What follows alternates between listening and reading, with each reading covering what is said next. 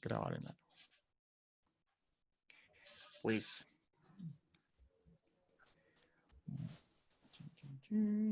Bueno. Quitamos esto. Bueno, buenas noches a todos. ¿Cómo están? Las 20 personas que nos acompañan en este momento.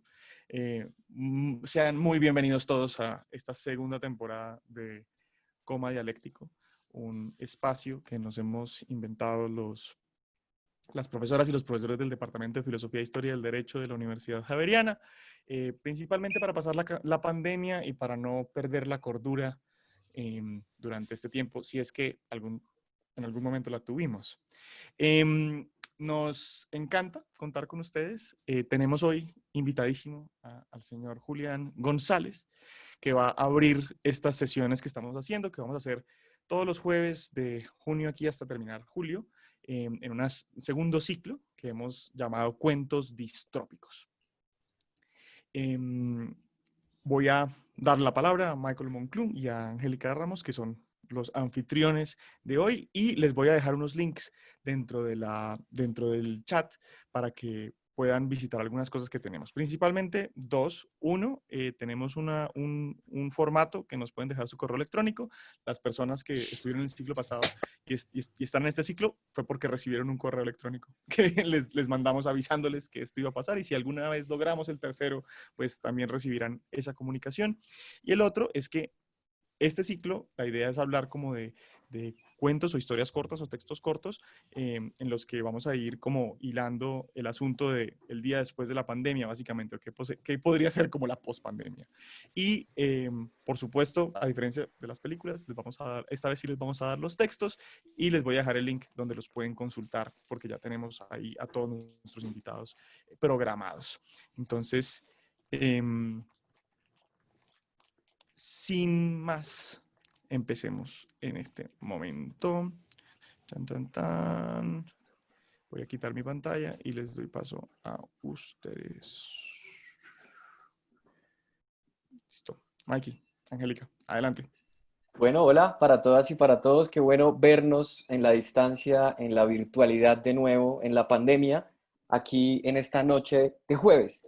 Lo primero es un pequeño o dos pequeños anuncios parroquiales. El primero es que nuestro querido invitado, Julián Daniel González, acaba de obtener su título como doctor.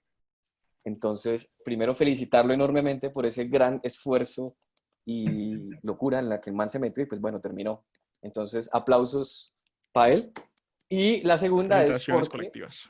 así es, y la segunda es porque tenemos no solamente a nuestro querido amigo y además previo invitado y exponente en la primera temporada, Juan Felipe García, quien además ahora es nuestro jefe, es decir, el director del Departamento de Filosofía e Historia del Derecho. Entonces, segundo anuncio parroquial y felicitaciones para Juanfe. Y ahora sí, sin más, nuestro querido Julián nos ha traído hoy, como lo ven ustedes en pantalla, el título El caos y el caballero oscuro, pensamiento excepcional para el fin del orden. Y si lo pudieron ver o si pudieron pegarle una chismoseada pues rápida a lo que nos presenta Julián, es una cosa muy chévere porque además es una novela gráfica, ¿cierto? Entonces, los demás textos, digamos, son cuentos, y Julián, este querido Julián, nos trajo una cosa diferente y rara para muchos de nosotros, y pues todos sabemos quién es Batman, ¿sí o no? Pero digamos que tal vez muchos no hemos leído qué significa una novela gráfica, algunos le llamaremos cómic, ¿no? O sabemos lo básico de este señor, pero entonces nos parece muy chévere y preguntarnos qué es lo tropical en Batman, así que lo primero es hacer una pequeña introducción antes de que comience Julián, y es que este Caballero de la Noche, el regreso del Caballero de la Noche, es una serie o una miniserie de historietas, ¿no?, estadounidenses está dividida en 4 partes y fue publicada en 1986, ¿no? Y es por este gran dibujante, guionista Frank Miller, ¿no? Y entonces este señor, digamos, en esta onda ochentera, Guerra Fría, en medio de esta terminación y crisis, pues se suma un poco a esta onda de Alan Moore con Watchmen y con otras novelas gráficas que de pronto algunos conocerán, o que están en cine, pues también por ese lado. Y Frank Miller, pues es el mismo de 300, ¿no? El que también hicieron películas, otra novela gráfica. Entonces, digamos que esta trama que transcurre en una ucronía, ¿no?, en los 80, pues muestra un Batman viejo, no un man acabado ya, pues no acabado, pues quincuagenario, cincuentón, no es viejo, pero pues cascado, después de una vida de mucha violencia. Entonces, y retoma, ¿no? Entonces Batman vuelve, pues, y se retoma, y se vuelve a poner su disfraz, su outfit, y para luchar contra el crimen en una ciudad gótica que ha sido asolada de nuevo pues, por el crimen organizado y no organizado, ¿cierto? Entonces, lo primero, pues ahí dejo esto para que Angélica tome la palabra y nos siga un poco guiando con Julián aquí con esta discusión tropical. Hola a todos. Aquí en este de hoy estaba yo ya adelantándome muy acelerada con nuestro título, con nuestro cuento de hoy, porque todos, digamos que tenemos ciertos recuerdos de Batman y de todo el tema de Batman. Y es una historia que se vino, digamos que se vino a nosotros de todas las maneras, como casi en todas las edades. Y entonces yo siempre me he preguntado qué de tropical tiene Batman para nuestro querido compañero nos cuente. Y digamos que también me gusta mucho esa particularidad de todo el tema del despertar, de la inocencia en todo su tema, que no entendí muy bien ese despertar de la inocencia que habíamos visto, porque digamos que uno se acuerda mucho de Batman, de temas particulares, y los tiene muy presentes, y pues nos gustaría que nos contaras mucho sobre esos, sobre esos temas y cómo lo estás mirando, qué fue lo que te gustó. Entremos, entonces, gracias Angélica, gracias Michael, Santiago, Lina, todos pues, y todas por la invitación, de verdad, un placer acompañarlos y acompañarlas. Bueno, ¿qué tiene Tropical el Caballero Oscuro? Buena pregunta, sólida. Yo diría que, pues digamos, Batman, bueno, lo primero que hay que decir es que es un personaje que lleva casi 80 años en construcción. ¿Sí? Batman no ha sido uno solo. Ha habido muchos Batman, ha habido muchos escritores, muchos dibujantes, mucha influencia. Y pues con un personaje ya casi centenario, pues hay distintas interpretaciones. Batman, digamos, el mood de Batman, siempre en sus cómics, en sus novelas, en sus películas, en todas las adaptaciones, pues representa siempre pues una fuerza, digamos, un individuo pues no está dentro del orden, o sea, pero responde a él de alguna manera y que está permanentemente cuestionando digamos, como la naturaleza sobre todo de la sociedad humana, de las reglas, dónde están los límites, qué puede y qué no puede hacer. Esa es una pregunta tan tropical como puede ser, como la más tropical de las preguntas, sobre todo pues en Latinoamérica, pues la cuestión sobre qué reglas seguir y cuáles no, y cuáles puede el individuo juzgar como beneficiosas y cuáles no, pues es una pregunta temporal, pero creo que también es profundamente tropical en ese sentido. Entonces, ya les decía, este es un personaje muy antiguo, con muchas adaptaciones. Surge por primera vez en Detective Comics en el 39, si mal no estoy. Sí, en el 39, unos años después que Superman y unos años antes que Wonder Woman. Y ellos son lo que se conoce como la era dorada de DC Comics, los primeros superhéroes. Antes de eso, las tiras cómicas eran policíacas, tenían otra, o eran comedia, o eran otro tipo. DC Comics se inaugura el concepto de superhéroe, o sea, crea toda la mitología y todo el contexto para eso. Y en un momento en el que el mundo está en guerra. Entonces, por supuesto, los primeros, digamos, números y mucho de la influencia es campaña antinazi, en pro del gobierno, que hay que sacrificar, que hay que hacer sacrificios porque el mundo está en guerra, esto y lo otro. Después, ya como en la década del 50, 60, entra con toda, digamos, como el macartismo en Estados Unidos, como esta doctrina de persecución del Estado, de que el Estado tiene que vigilar a todo el mundo, que el comunismo es el enemigo, que hay que vigilar a todos los ciudadanos para que no tuerzan el camino, ¿no?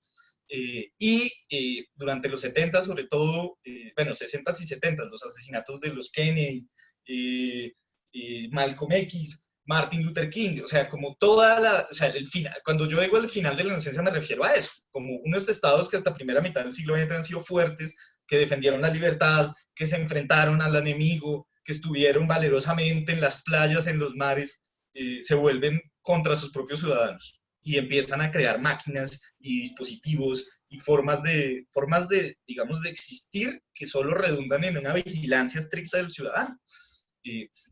Entonces, para los 80s, en la Guerra Fría, ya eso estalla. Eso se vuelve ya, o sea, ya no es un rumor, ya no es una, bueno, además dentro de los 50 y los 80 más o menos, es la segunda edad, surgen otro tipo de superhéroes, por ejemplo, uno en particular que es muy interesante es Green Arrow, cuyo sidekick, su ayudante, es adicto a la heroína, y empiezan a tomar, digamos, los cómics toman totalmente otro giro. DC toma una opción por hablar de pues poner sobre la mesa discriminación racial, abuso de drogas, y bueno, otro tipo de problemáticas que se vuelven más comunes, con el tiempo se han vuelto más comunes en ese tipo pues, de publicación, pero que en ese momento era pues verdaderamente novedoso. Y en los 80, pues entra, digamos, como ya les decía, pues la Guerra Fría y se rompe la ilusión, se rompe, digamos, el pensamiento de que el Estado está para protegernos y ya, digamos, descarnadamente se empieza a hablar desde muchos otros, no solo desde la novela gráfica, sino desde muchos otros aspectos, desde muchas otras publicaciones de ficción incluso, que pues, digamos, como el gran terror de estar preso en un Estado que además es percibido pues de forma muy negativa. Entonces, digamos, Superman fue el gran héroe durante 30 o 40 años, y en los 80 cambia. Hoy Batman es más importante que Superman, esto es sujeto a debate, pero tiene mucha más relevancia, es decir, se le da mucho más, es más visible, la gente se reconoce más, la gente de hecho está aburrida de Superman es un niño bueno, ¿qué hay aquí? Ahí no hay nada. Eso, bueno, también es una apreciación equivocada de Superman, es una mala lectura, creo yo, pero entra Batman, digamos, como a la palestra, pues. ¿Y cómo lo hace? A través de Dark Knight Returns. Ese es el momento en el que Batman se vuelve cambia completamente su concepto. Ya no es un superhéroe. Deja de ser un superhéroe. Se vuelve un vigilante.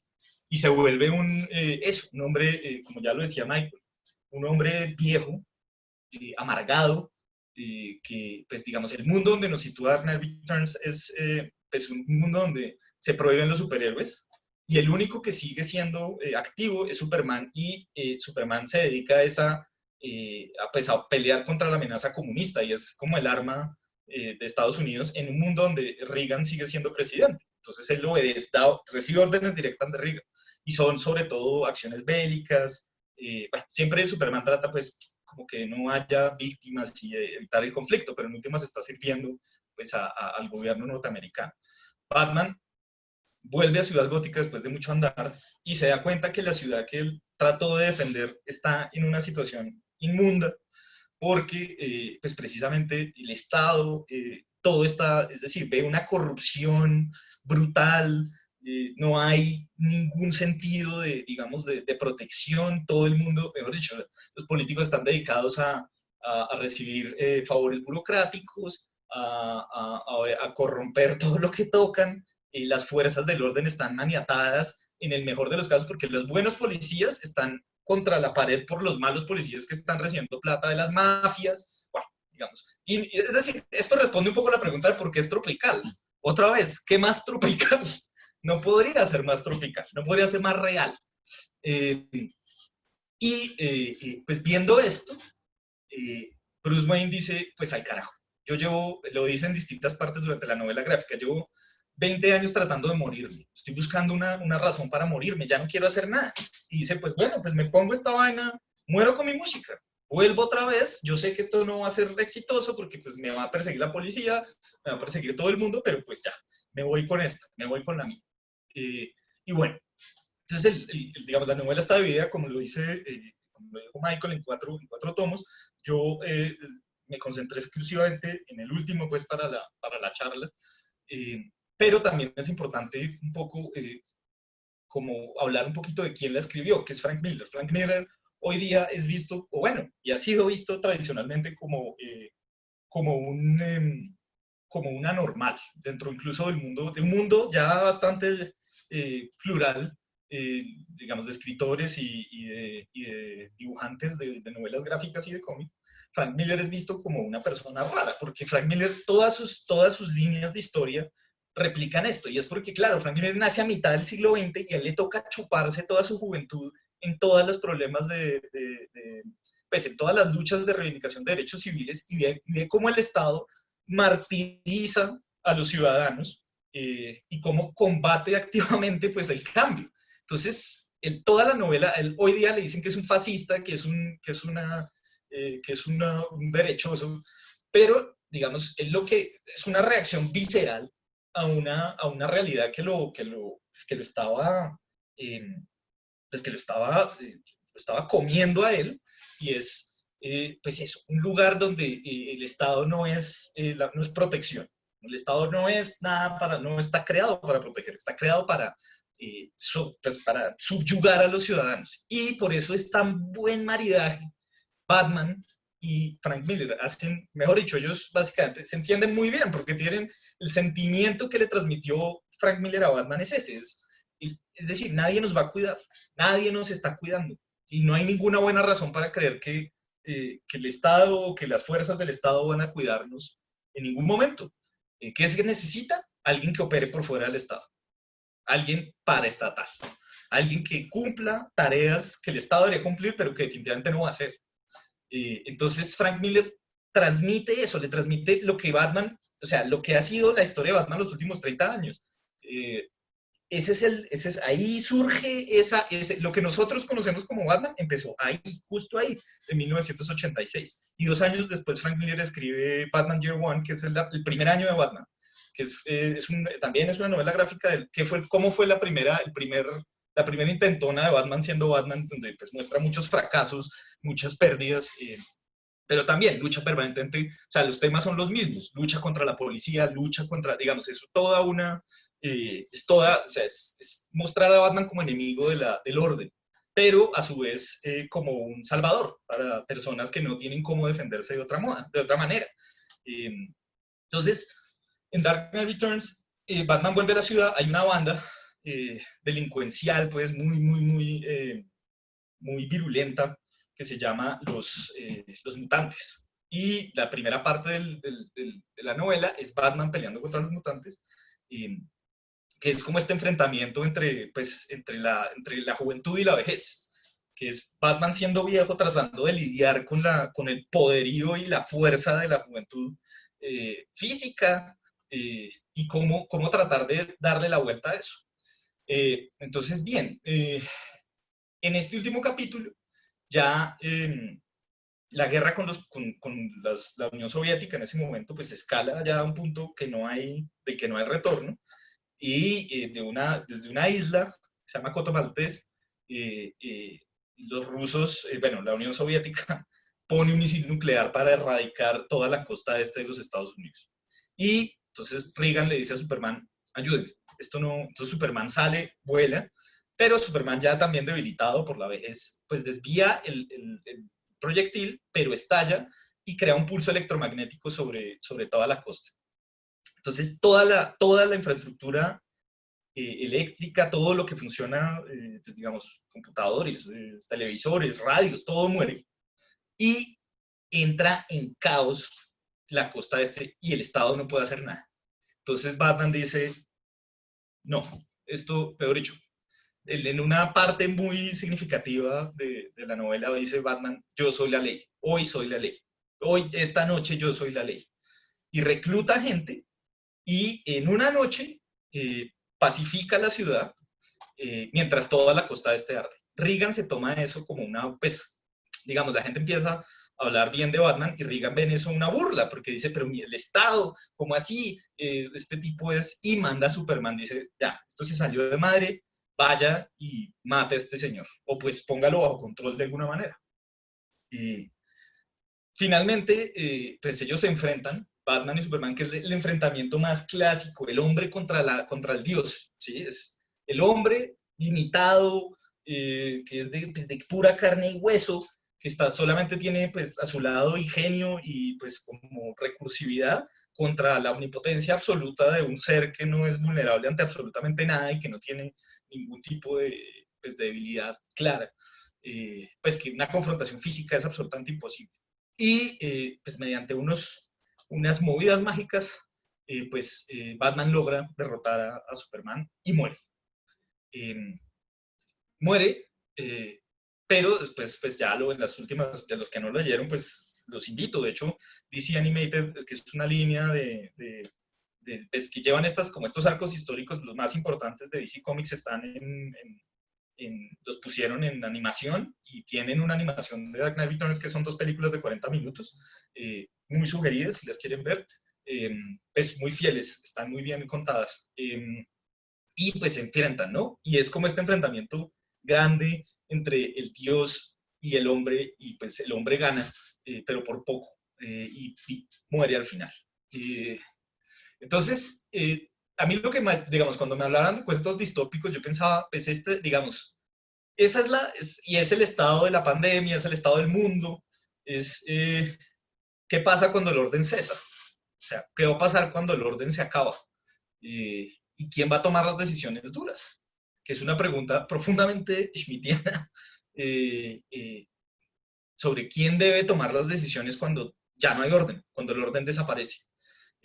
Pues en este caso, Batman se pone él mismo, se adjudica ese título, dice, yo soy la ley hoy, yo tomo las riendas y yo tomo las decisiones.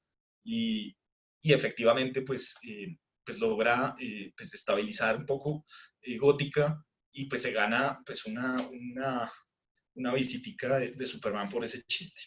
Entonces eso, pues digamos que un poco a mí lo que me llama más la atención y lo que me gusta más de este cómic es precisamente pues que encapsula muy bien el espíritu de la época. Es ese desazón con el Estado del que hablábamos hace poco, ese desazón digamos, de no poder confiar en la institución que creamos para que nos protegiera y que una persona diga, no, pues si usted no nos va a proteger, yo tengo los medios y la fuerza para hacerlo, entonces yo lo voy a hacer. Y no me importa si usted me persigue y me mata, yo asumo ese riesgo, pero pues voy a usar mis métodos, no voy a cruzar ciertas líneas, pero voy a hacer lo que tengo que hacer.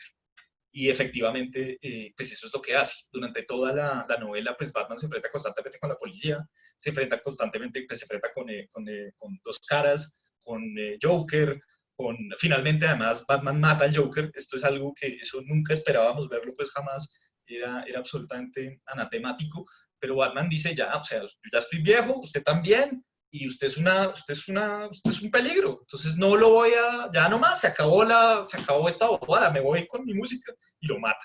Y después le escupe al cadáver, por si fuera poco, es hermoso. Entonces, digamos que esta novela me gusta mucho, es muy distópica, es profundamente distópica.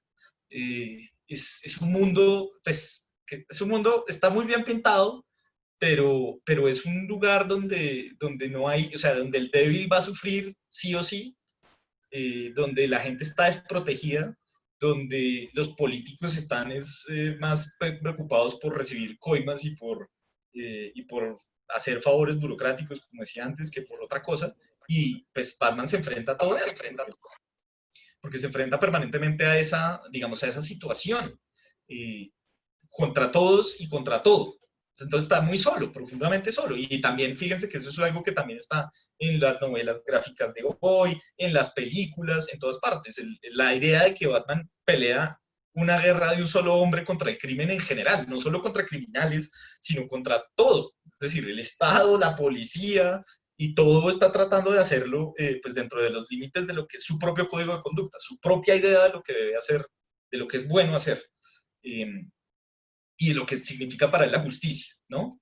que no es venganza, sino es lograr, pues, digamos, detener a alguien que está haciendo algo, pues, algo negativo, y mover un poco el sistema, básicamente, para ocasionar respuestas, y pues para inspirar en el fondo, porque al final del día, y pues en la novela gráfica también uno alcanza a apreciarlo, pues la idea de él es, él sabe que está viejo, él sabe que se va a morir, eh, y que si no lo hace, pues la policía o lo que sea, pues lo hará, pues la vejez. Entonces es crear un legado de personas pues de individuos que quieran seguir trabajando como en ese mismo sentido. Y bueno, ese es, no sé cómo quieren que empecemos la conversación. Pues, Julián, yo le tengo ahí algunas preguntas como reacciones a lo que usted nos acaba de contar. Digamos, me parece muy bueno como arranca hablándonos de la historia de la Era Dorada, como estos héroes que ya dejan de ser tiras cómicas y poco a poco se van volviendo en seres complejos, o sea, en humanos.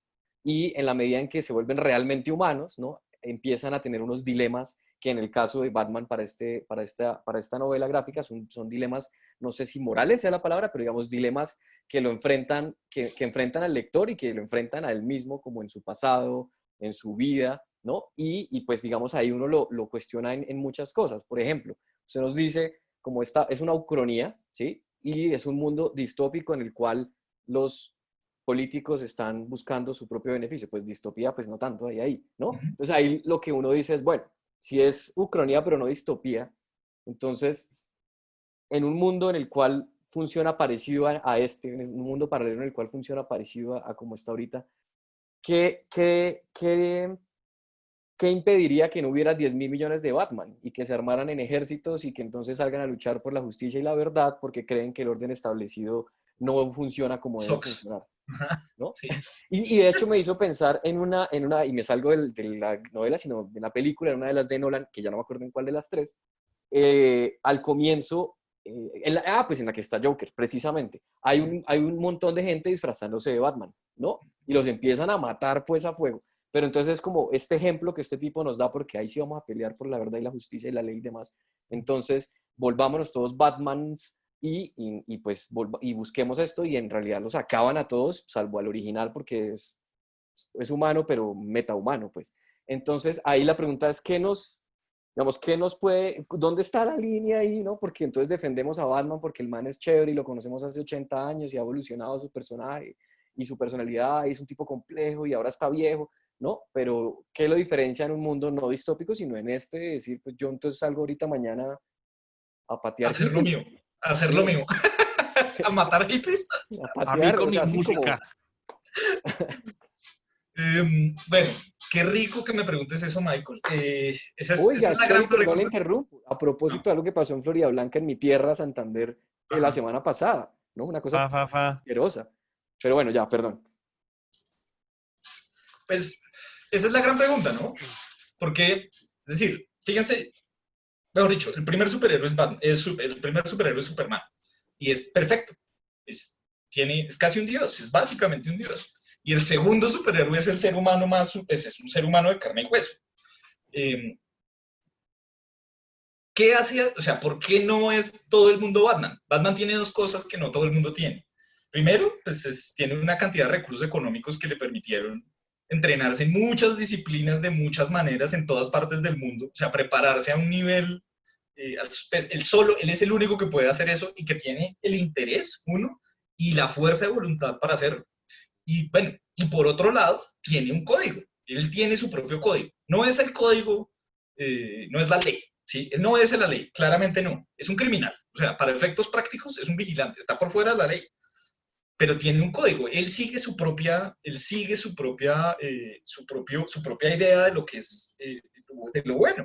Fíjese que, por ejemplo, en la novela gráfica, cuando él, pues como que junta a la gente y pues crea, digamos, como este ejército de seguidores, lo primero que dice es, nosotros no usamos armas. O sea, no usamos armas de fuego. Esa es lo primero que hay que hacer. O sea, descartadas las armas de fuego. Nuestros métodos son distintos. Y yo les voy a enseñar cómo se hace esta vuelta, cómo se trabaja con cosas que no son armas de fuego, pero nosotros no matamos, no usamos armas de fuego y no buscamos, digamos, beneficio personal. Entonces, claro, uno dice, bueno, pero en el mundo real, eso, pues uno lo ve todo el tiempo, la historia de las revoluciones, hay una gente corrupta, hay unos insurgentes, los insurgentes se maman del orden establecido, van y se dan en la jeta con el establecimiento, pues. Pues claro, digamos que en el mundo real, esto también hay que acotarlo, esto es una novela, Gótica no existe, Gótica es el paradigma de una ciudad perdida, pues sumida en el caos y pues en el bandidaje, donde ya decía antes, el débil sufre sí o sí, y donde la desprotección es total. Pero claro, ¿qué nos detiene para formar una cuadrilla de Batman y hacer lo que creemos que es correcto? ¿Sí? Pues básicamente, pues eso, pues su capacitación, digamos, su inmensa capacitación al respecto. De hecho, Batman es acreditado como es decir, por ejemplo, Ra's al Ghul se refiere a él como el detective. No es su fuerza, no son sus aparaticos, es la capacidad intelectual, su forma de hilar cosas. Cuando nadie sabe qué hacer, por ejemplo, cuando Superman no sabe qué hacer, le pregunta a Batman qué hacer. Él es más, o sea, hay incluso otros héroes que dicen, es más peligroso Batman que Superman. Es más, o sea, está mejor preparado para afrontar las emergencias Batman que Superman. Y así es. Entonces él no es, digamos, no es sencillamente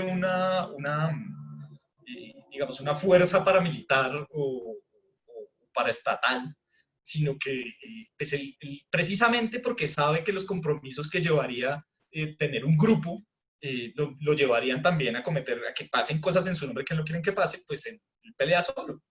Él pelea en soledad. Claro, está Robin, están otras figuras que están con él, pero todos asumen que la cabeza es él y que él toma las decisiones al final del día. Es una estructura bastante jerárquica, pero es eso. Él no, digamos, no, sus métodos no son los métodos de un bravucón ni de un asesino, son los métodos de una persona que sabe qué es lo que está haciendo. Él lleva la guerra a sus enemigos, no da una guerra frontal en las calles. Y solo, pues, digamos, por ese episodio del final de la novela, donde pues, pasan las cosas que pasan, termina, pues, como tomando acción. Pero fíjense que, o sea, durante toda la novela, los que quieran verla o leerla, él está solo. Él solo confía en él para esa tarea. ¿Sí? Que eso también es uno de los puntos interesantes del personaje. Él sabe que ese tipo de poder, ese tipo de capacidades, no son, o sea, dárselo a cualquier persona no es lo adecuado. Él es el único que tiene la fuerza de voluntad y el enfoque suficiente para mantenerse dentro de su propio reglamento, dentro de sus propias reglas de lo que debería hacerse. Eso lo hace mucho más, mucho más inverosímil, por un lado, pero también mucho más valioso. ¿Sí? Perdón, me tenía apagado. Bueno, aquí nos decía Julián algo en ese sentido, ¿no? Como si los superhéroes son paramilitares en el entendido, que esa es una potestad de la que en principio tiene el monopolio del Estado, sino cuáles sí y cuáles no. Y esa pregunta está chévere además porque Superman tampoco tiene el monopolio de la fuerza del Estado, pero él sí lo quieren, ¿no?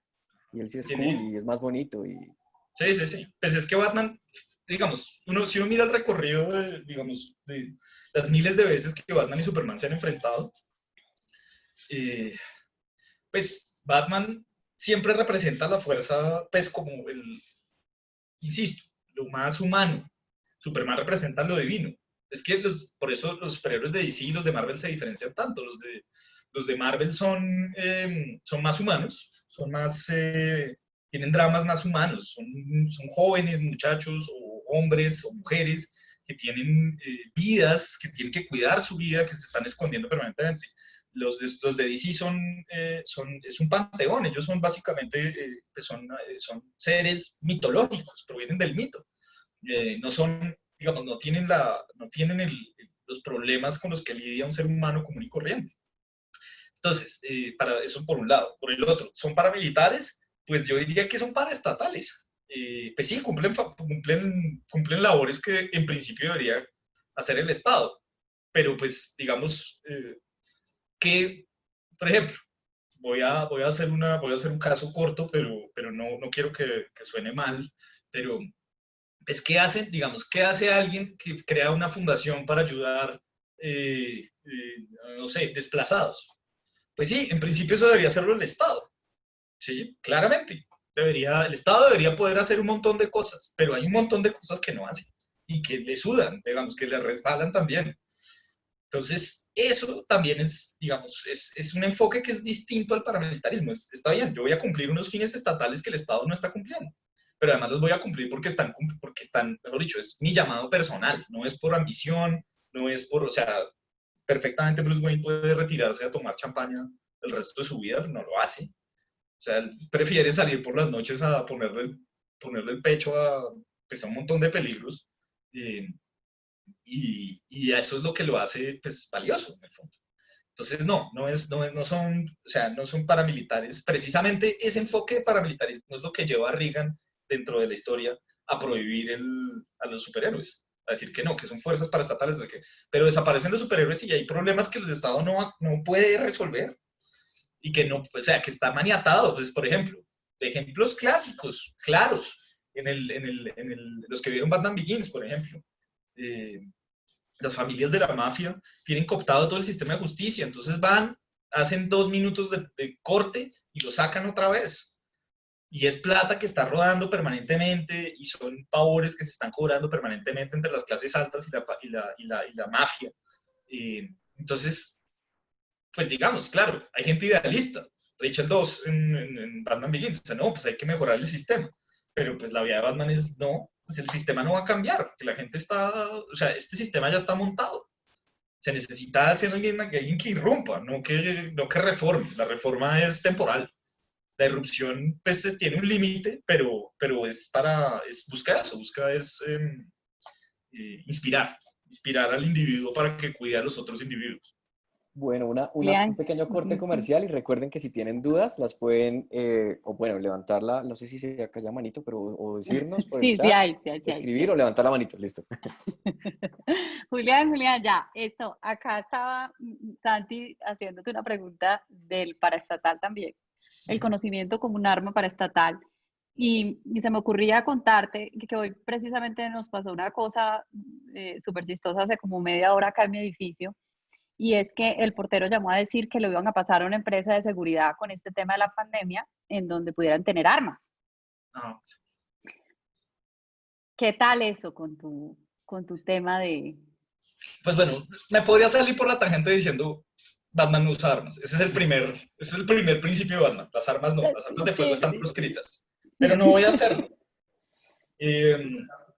No, lo que decía un poco al principio, o lo que le estaba respondiendo a Michael, es decir, defender al indefenso no es poner un arma en la mano de alguien, es poner los medios en la gente capacitada para que lo pueda hacer. Es decir, Batman sabe que él está capacitado, sabe que él tiene tiene la parafernalia, tiene los medios, tiene todo, pero él no pone armas en manos de niños y les dice vaya y defienda, sino que él asume en solitario su tarea. Claro, hay muchas formas de creer que uno es un vigilante que está ayudando a la justicia cuando por ejemplo, va y persigue un atracador y le da patadas en la cara. ¿Sí? Entonces soy Batman. No, ese no es, precisamente, ahí es donde Batman se diferencia de todos los otros hombres, posiblemente. Él sabe que su tarea no es patear en la cara a un atracador, no. Él sabe que su tarea es detenerlo y buscar quién es el empleador de él, por qué está haciendo lo que está haciendo y subir por la cadena, ir por el pez grande. Y eso es lo que, por ejemplo, Batman hace en Batman Begins, por ejemplo. Que no, pues es decir, acá hay un montón de matones, pero los matones son consecuencias de un orden determinado. Hay alguien que los está mandando, hay que ir por la cabeza. Entonces ponerle un arma a un vigilante no es convertirlo en Batman, definitivamente no. Sobre todo no porque, pues, no solo por el tema de las armas, de la negativa de Batman a usar armas de fuego, sino porque no, digamos, hace falta tener un estilo, pues una ética muy sólida para tener medios y no abusar de ellos, ¿sí? y no abusarlos, pues teniéndolos en la mano. Y eso pues hace completamente la diferencia. Por eso es que esto, pues digamos, yo no creo que los vigilantes tengan, pues ojalá sí, ojalá muchos, ojalá todos tuvieran pues digamos como esa fibra y es decir, a veces puedo no estar cumpliendo la ley, pero estoy cumpliendo con un estándar, mi propio estándar, que incluye respetar la vida, por ejemplo. Julián, tenemos un par de preguntas, entonces para seguir aquí la charlita. La primera es de María Alejandra y nos dice entonces, ¿cómo volver luego de la pandemia? O sea, como estamos aquí en el presente, hola María Ale, en el futuro, ella está en el futuro, nosotros en el presente, y es, ¿cómo volveremos luego de la pandemia? Entonces, que derrocamos al Estado, las fuerzas paraestatales forjarán un nuevo orden. Es evidente que el orden establecido está en crisis, incluso desde su inicio, el Estado democrático. Entonces, ¿qué nos deja esta novela gráfica para pensarnos después de la pandemia? Fíjense que Batman no quiere derrocar al Estado. Batman solo quiere que la gente que es culpable pague. Él no quiere cambiar, es decir, por eso digo, él es paraestatal, pero él no quiere reemplazar al Estado. Él trabaja con el Estado, de hecho. Él te reduce a la gente y la entrega. Pero además a gente que es más peligrosa o sea, digamos, que el Estado no puede manejar, que no tiene cómo, además. Entonces, él que sí puede, lo hace. ¿Cómo volver después de digamos, de la pandemia? Y pues yo creo que la pretensión de Batman ahí es la acertada. No debe reemplazar al Estado, claramente no. Esa no es la vía. La vía es la responsabilidad propia y la responsabilidad sobre los demás. Es decir, responder al propio criterio de lo que es ético hacer, uno dentro de su propio marco, sin pasarse al otro lado, que es tomar justicia por propia mano, ¿sí?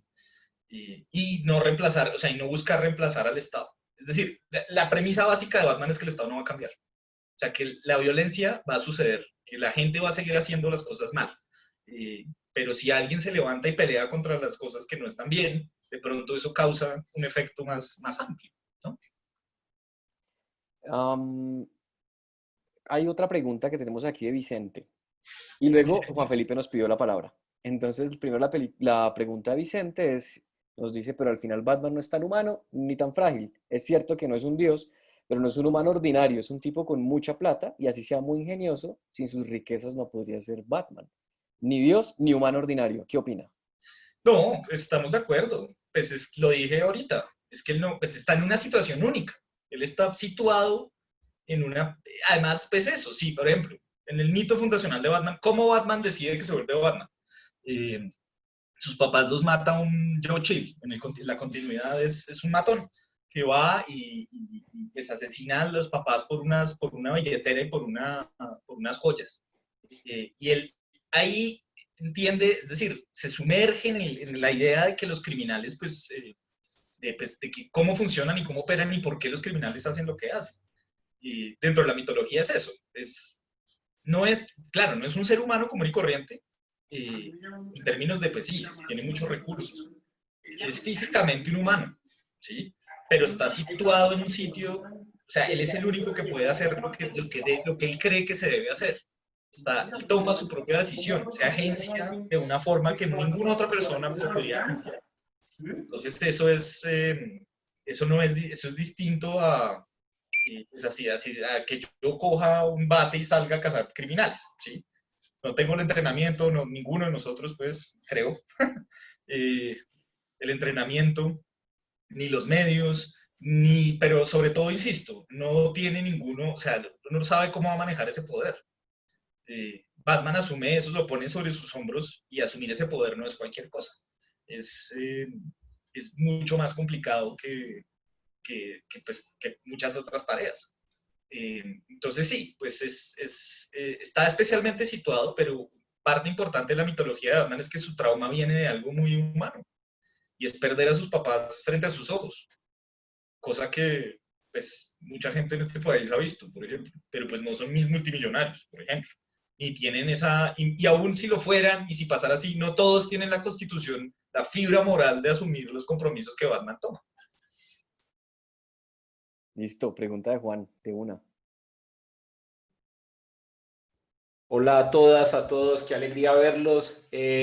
Juli, muchas gracias. Delicioso escucharte.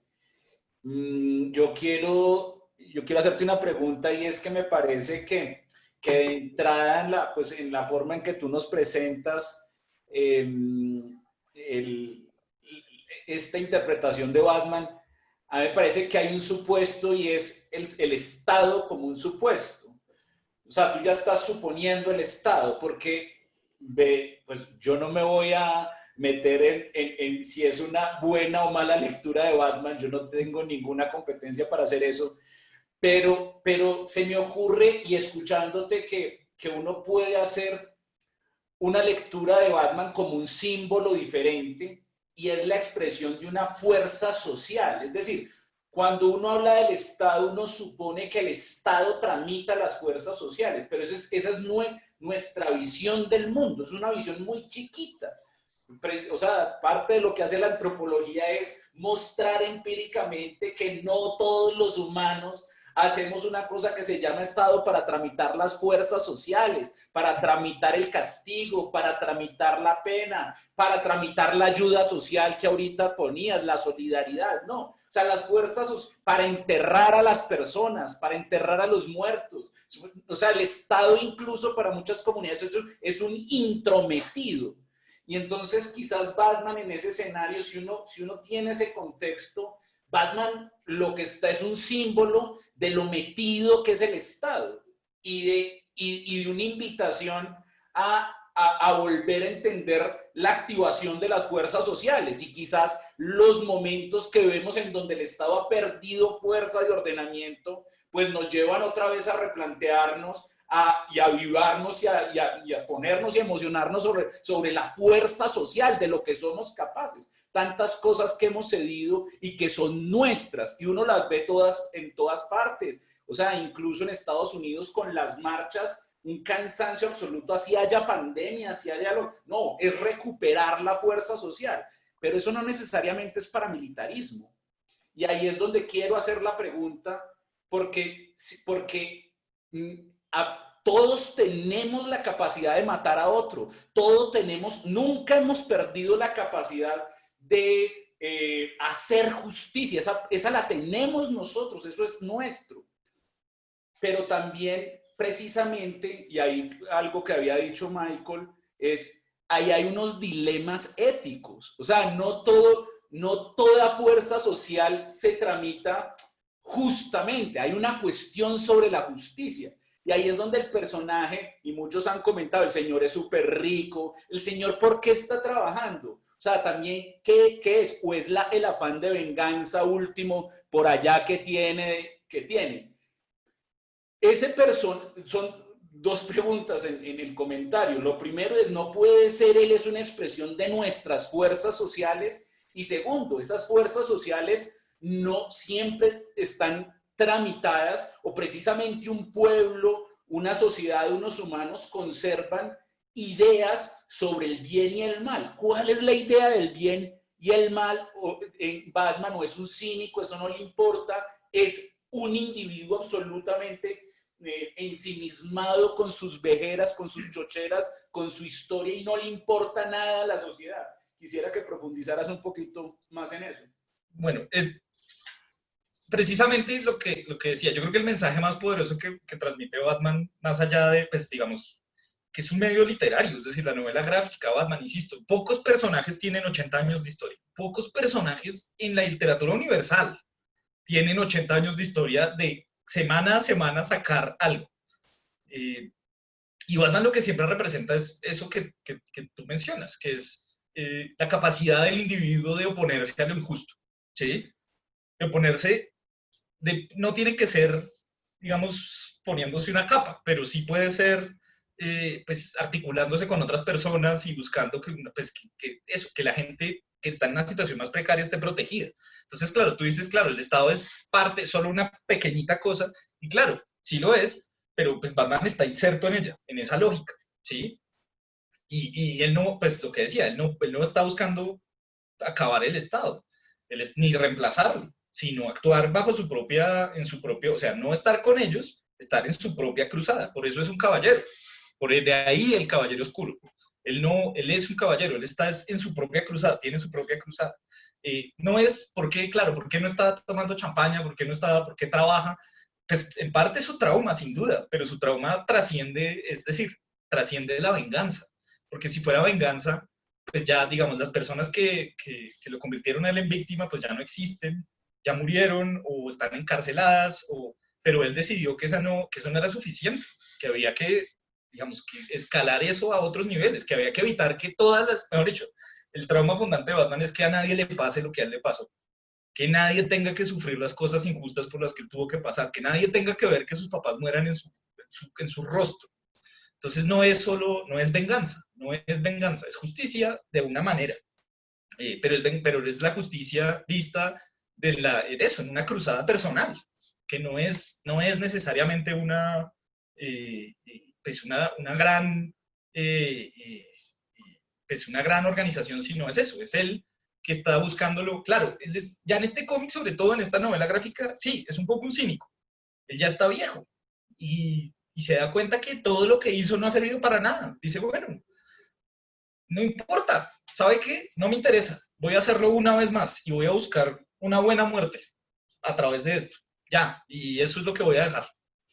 Entonces sí creo que es como, creo que ese es más pues como el llamado, o pues lo que uno puede, pues como leer en el cómic y en las novelas gráficas de él digamos, es la necesidad de proteger a los demás, de proteger lo que no puede, lo que el Estado dejó de atrás, lo que no está protegiendo a nadie. Y eso es lo valioso, creo. Es como lo veo yo. Juli, está Lina con una pregunta. Ajá. Ya te la pasamos para que nos cuente. Hola Juli, hola a todos, tan rico vernos. Bueno, yo no tengo ni idea de Batman, francamente. Conozco de Batman apenas el logo y algunos personajes, de tal forma que para mí esto fue como una cátedra sobre un personaje que veo que tiene una trayectoria histórica muy larga. Y yo me voy a limitar al texto que nos compartieron. Y tal vez hay algunos que no se la hayan podido ver todavía, no me sigan mucho con la pregunta, pero ojalá que con mis preguntas se animen a verla. Hay dos cosas, justo le está notando Juan, que la primera, yo por ejemplo dije cuando te preguntaron sobre el trópico, dije, no, pues él va a hablar de los caballos, porque nosotros sí que tenemos esta relación con los caballos y los señores empoderados en los caballos que imparten justicia en nombre de evitar que otras personas vean morir a sus padres, como para que tengamos una idea ahí, ¿no? Y también pienso en este momento de la pandemia, en el COVID Friday, y esto de la gente que reacciona simplemente al sistema y entonces dice, no, pues yo dentro de mis necesidades vitales tengo el consumo y me están diciendo que si consumo puedo hacerlo más barato y entonces que me rinda más, o sea, consumir más, entonces voy a ir a las calles y no me importa la muerte. Y reacciona el Estado diciendo, bueno, ¿y por qué me echan la culpa a mí? La culpa es de los ciudadanos. ¿Cómo así que ellos no se saben controlar?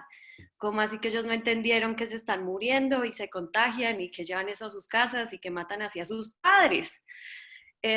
Y me gustaría como ahondar sobre eso y hacerte una pregunta sobre eso, porque hay varias menciones en esa novela, en ese fragmento, que nos habla sobre que él dice, no, todos son ciudadanos, y luego como esta desazón de él frente a la vida que tú mencionas y que es ya, yo lo que voy es a morir como yo quiero morir, como morir en mi ley. Y de alguna manera, pues creo que además siendo mayor, lo que tú llamas mayor, adulto, ¿no? Digamos población mayor, eh, como que está también en un sentido de la vida de yo ya, como ya no tengo mucho que perder, puedo morir así. Y me gustaría hacerte la pregunta sobre si tal vez nosotros podríamos leer o de alguna manera pensaste este momento del cuento distrópico como que estamos en un momento en el que perdimos en algún sentido como nuestra necesidad de permanecer vivos y que eso nos define como muy tropicales, pero que al mismo tiempo estamos como en la paradoja de que es el Estado, es ese Batman que nos dice que nos comportemos bien y que al mismo tiempo nos dice que salgamos a las calles, el que nos grita que todos deberíamos heredar esa desazón por la vida y esa aspiración a morir en la ley, en nuestra ley. Pues como lo veo yo, no es tanto, a ver, no es tanto o como, pues insisto, esto es mi lectura particular. No se trata de, pues como de, digamos, de hacer el paralelo directo con pues, como con la situación. O bueno, tal vez sí, pero no en ese sentido. Fíjense que los últimos, bueno, es una pena, pues a los que no leyeron, pues Batman sobrevive y se da cuenta que lo que puede hacer es crear una nueva generación que siga peleando por lo que cree que es bueno. Y ahí al final la última viñeta dice, y esta sí que es una buena manera de morir. Creándola, o sea, buscando que la nueva generación tome las banderas y siga adelante sabiendo que él va a morir.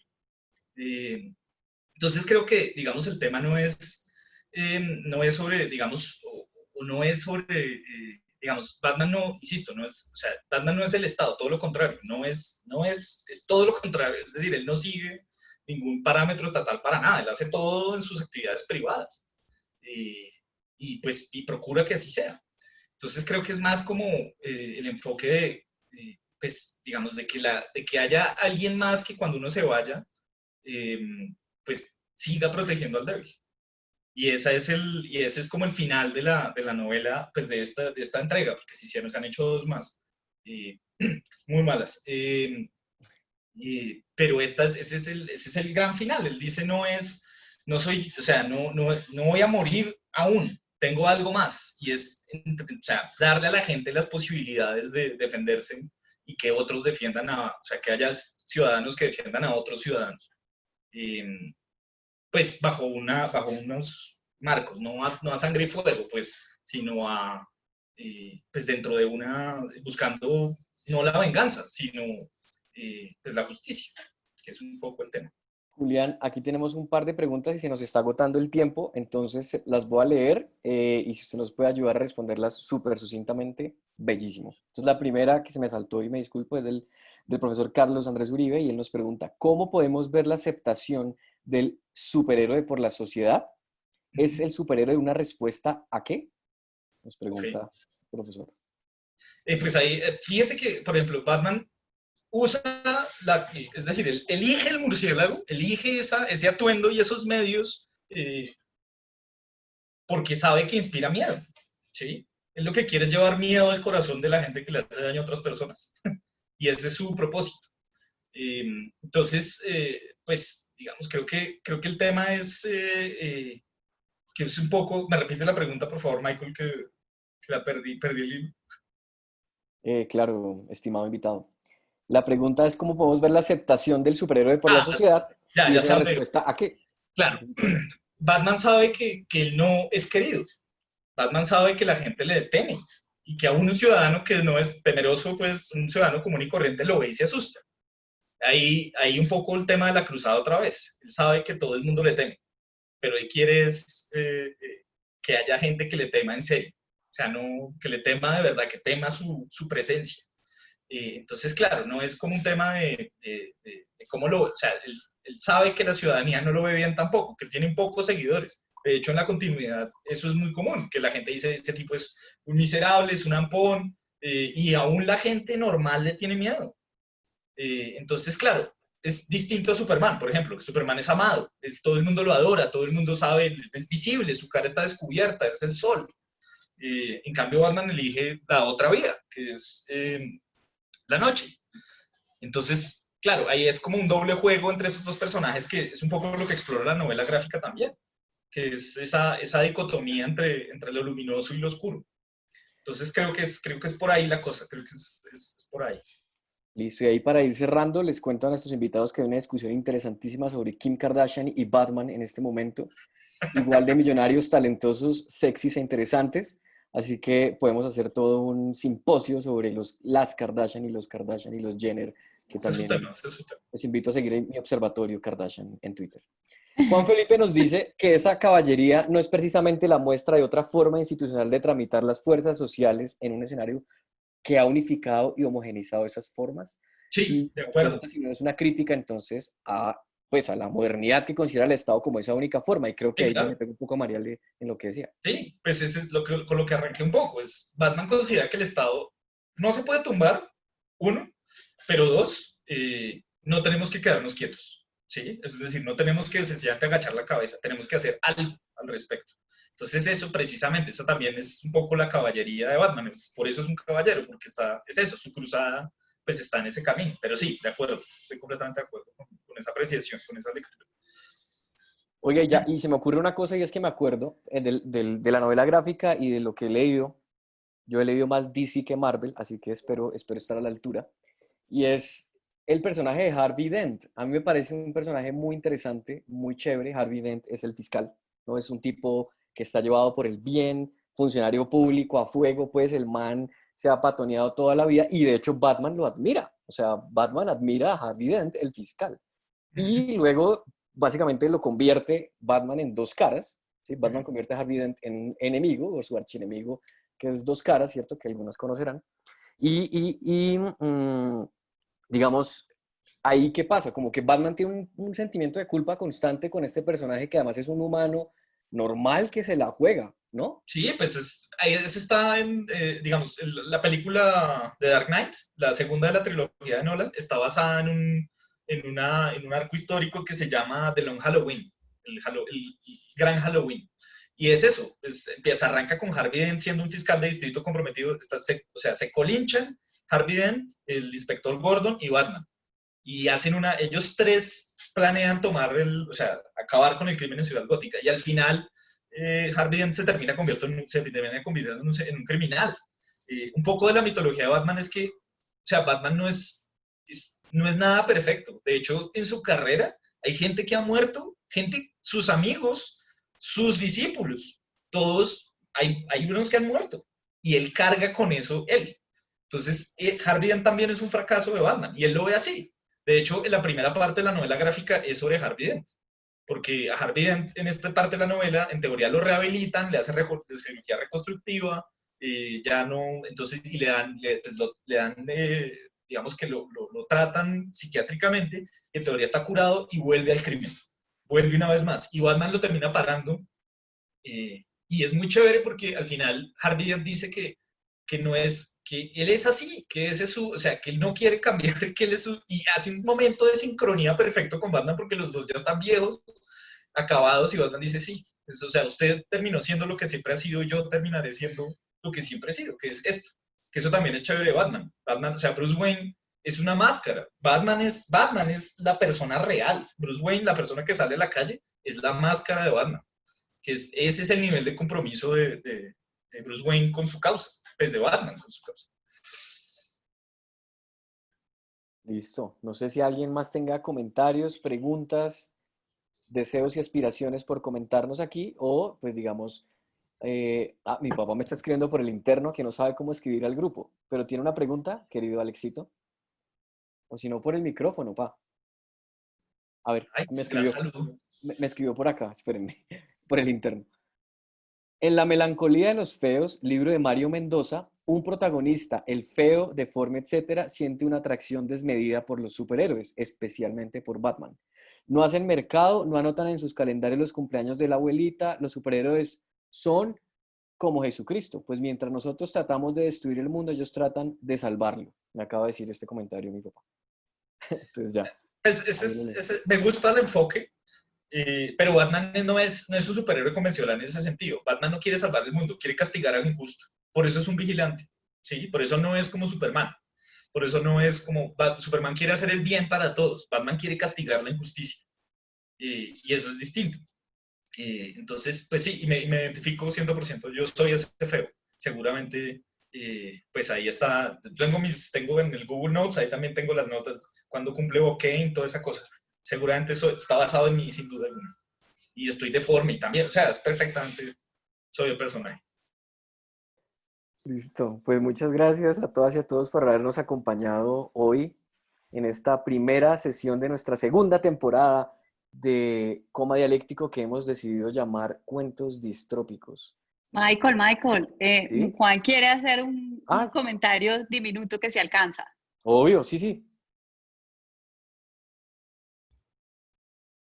Sí, sí, si hay tiempo yo me voto otra, o sea, o volver sobre un punto que quedó ahí como en el aire. Juli, o sea, yo hacía la pregunta, ¿cuál es el proyecto ético de Batman? Es decir, porque a cualquier fuerza social, sea tramitada como sea tramitada, a cualquier ser humano le podemos, o sea, creo que parte de la ética es hacerle una crítica sobre el bien y el mal, sobre los fines a cualquier sujeto, a cualquier grupo humano, a cualquier individuo. Entonces, mi pregunta es, ¿cuál es el proyecto de Batman? Y empujarte un poco sobre el tema de la venganza en él. Él inspira eso, le está inspirando la venganza y en una cosa también muy humana. Acá en todos estos ciclos hemos discutido cosas muy humanas. Y aquí la cuestión humana tiene que ver con tú nos proponías, acá hay una ausencia de orden y hay una necesidad entonces de orden. Y esta dialéctica de ausencia y sustituir el orden, esa dialéctica de ausencia y presencia de la ley también es como una fantasía muy difícil, o sea, un juego muy difícil es cuando yo ocupo el lugar de la ley, hasta qué punto, y uno ve, yo me acuerdo otra, o sea, una de Batman, pero una peli, no me acuerdo, tú eres fanático, el que tiene acá la máscara, el villano de la película, el que tiene acá El espantapájaros. No, Bane. O Bane. Bane. El tipo él le pone la decisión al pueblo. Es el pueblo el que tiene la decisión. Batman es un líder que actúa solo. Y eso me parece que también, eso es un proyecto ético también muy, o sea, un dilema ético muy interesante. ¿Cuál es el proyecto ético de Batman? Es un poco lo que le decía ahorita a Michael entre la diferencia entre Batman y Superman, una de las tantas, y es castigar la injusticia, ¿sí? Es perseguir al injusto, pero no perseguirlo en términos de, pues, Batman quiere llevar terror al corazón del injusto, quiere que sienta miedo, o sea, un poco Batman quiere que toda la gente que preda en el débil sienta miedo, sienta terror de hacer eso, y él quiere llevar ese terror. Entonces, claro, eso, insisto, eso no lo hace un héroe, eso no es un héroe. ¿Quién es el injusto, Juli? El injusto es, pues eso, las mafias que dominan la ciudad, las organizaciones criminales que están, pues que subyugan digamos, a la población, pues ya hay como los supervillanos, ¿no? Y pues, digamos, está Joker, están estos otros que eso sí es pura defensa. Eso no es, digamos, él quiere, el primer proyecto fue acabar con la injusticia, pero a través de la herramienta del criminal, que es el miedo. O sea, que él sí sustituye el bien. Él es él es el representante del bien. No, él no se considera bueno. Él no cree que él sea bueno. Ese es un poco lo chévere del personaje. Él no cree, él a sí mismo no se juzga como una buena persona. Y cree que lo que hace es necesario. Pero él no cree que él sea una buena persona. O sea, él no se ve a sí mismo y dice, ay, qué bueno soy, qué chévere las cosas que hago. Sino, no, yo, lo que decía un poco, yo soy el único que puede hacer esto. Soy el único que tiene los medios, soy el único que tiene la capacidad a todos los niveles. Y por eso soy el que tiene que hacerlo. Y si no lo hago yo, no lo va a hacer nadie más.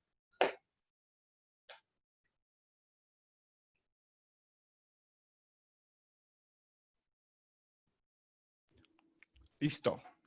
Yo creo que con eso se nos acaba el tiempo, porque los programas siempre tienen un final y me corresponde a mí cerrar el tema.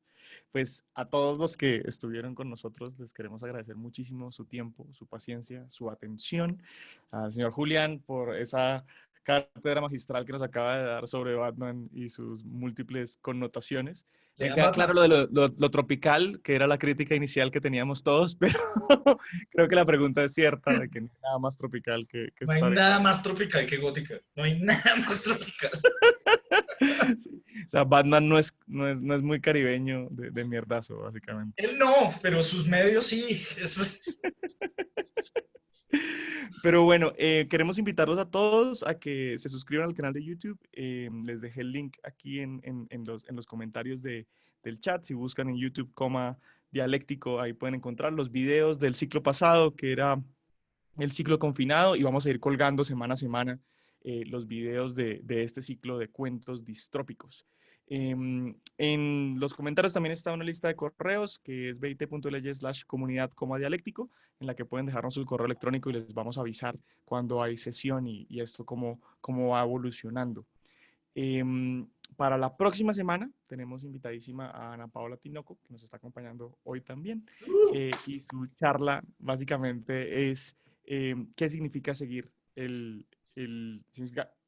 qué significa seguir el zorro rojo. El cuento que nos trae se llama El zorro rojo, y pueden encontrar el texto del cuento si siguen el siguiente link, que es bit.ly/textos distrópicos. Entonces en bit.ly/textos distrópicos pueden encontrar todos los textos que vamos a estar hablando dentro de las próximas semanas. El de nuestra queridísima Ana Paola es la próxima semana, y pues espero que estén muy bien, espero que sus familias estén muy bien, que la pandemia los haya tratado de forma benévola y que todos nos hayamos acostumbrado al encierro. Esperemos que Navidad no nos coja en cuarentena y espero que todos estén muy bien. Un abrazo para todos. Chao. Chao, chao. Chao.